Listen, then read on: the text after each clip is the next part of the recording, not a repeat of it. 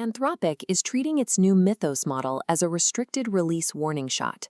It is currently accessible only through a controlled preview called Project Glasswing, keeping these advanced autonomous cyber capabilities out of general public reach for now.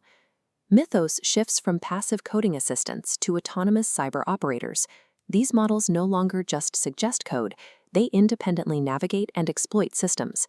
Anthropic's internal testing shows the model autonomously constructing sophisticated exploits, including chained browser attacks, local privilege escalation, and remote code execution. This capability compresses the single most dangerous metric in the industry, time to weaponization. This is the window between the discovery of a software flaw and its actual use in an attack. This chart shows the growing imbalance.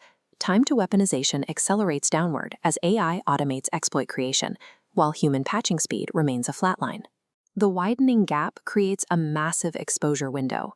Attackers iterate in minutes, while enterprise defense moves at the speed of human approval. Because AI lowers the cost and skill barrier for sophisticated attacks, capital allocators face a dilemma.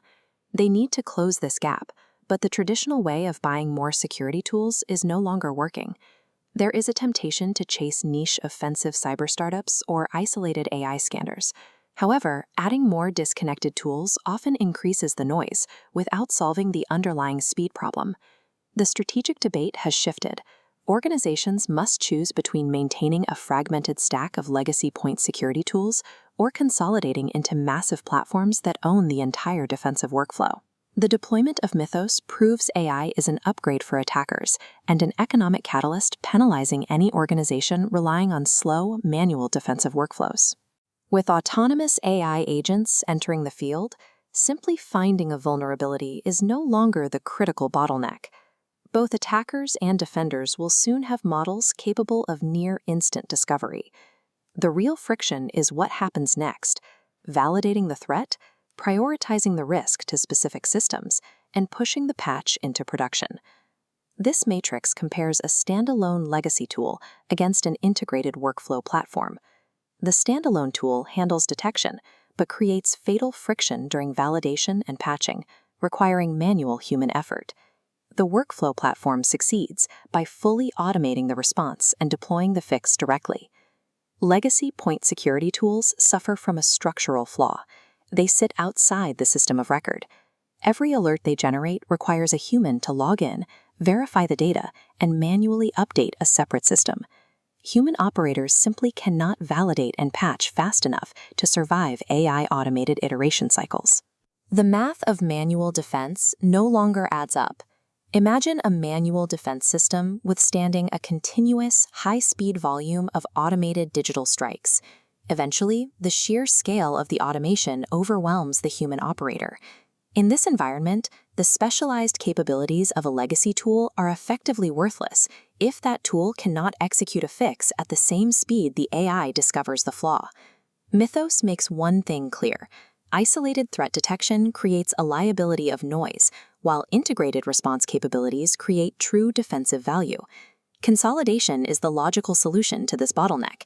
This favors the incumbent platform play, led by Palo Alto Networks, CrowdStrike, and Microsoft.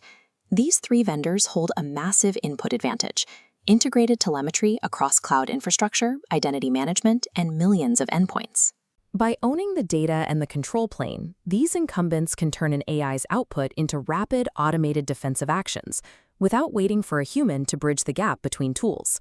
This strategy requires accepting trade-offs: increased vendor lock-in, premium pricing, and a reliance on a few massive corporate stewards who are themselves primary targets for global attackers. While the platforms consolidate power, the most exposed layer of the market consists of software issuers and unmanaged open-source projects. These organizations often maintain aging codebases with unmanaged dependencies and slow release cycles. They are a brittle foundation struggling to support a modern, fast digital economy. When AI tools compress vulnerability discovery from months into minutes, these legacy software models face rapid, catastrophic exposure that they are not staffed to handle.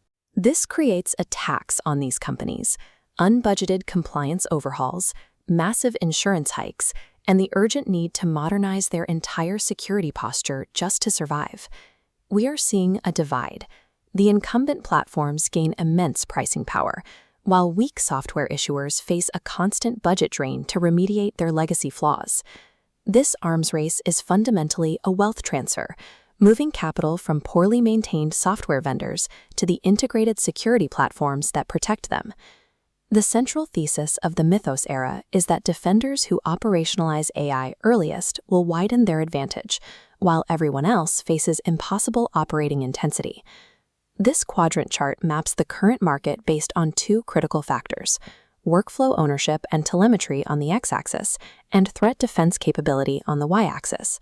The top right is occupied by the launch partners for Anthropic's Project Glasswing, Microsoft, Palo Alto Networks, and CrowdStrike.